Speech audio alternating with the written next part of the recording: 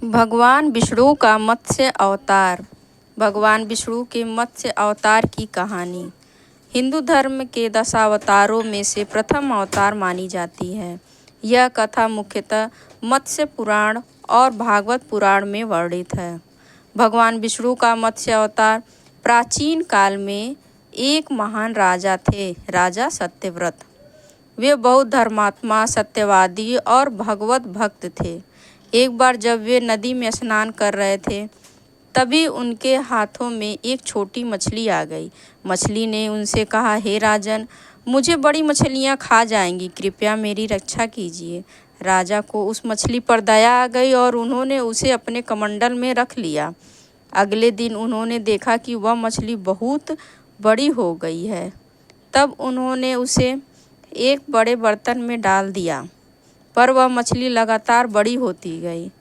इतने बड़े बर्तन, तालाब, झील, यहाँ तक कि समुद्र तक में वह समा नहीं सकी। राजा को तब यह आभास हुआ कि यह कोई साधारण मछली नहीं है। तभी भगवान विष्णु ने दिव्य रूप में प्रकट होकर कहा, हे राजन, मैं ही यह मत्स्य रूप में हूँ। कुछ ही समय में यह प्रलय आने वाला है, जिसमें पूरी पृथ्वी जलमग्न हो जाएगी।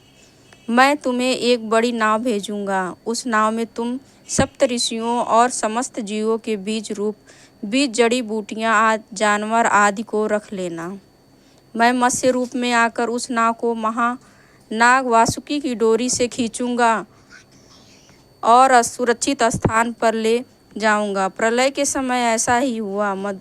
समुद्र की जलधारा बढ़ गई और संपूर्ण पृथ्वी जलमग्न में डूब गई। राजा सत्यव्रत ने भगवान के निर्देशानुसार सभी जीवों के बीज, ऋषियों और अन्य जरूरी वस्तुओं को नाव में रखा।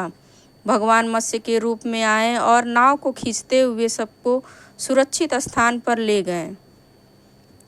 इस प्रकार भगवान विष्णु ने मत्स्य अवतार लेकर सृष्टि की रक्षा की और नव सृष्टि का प्रारंभ किया।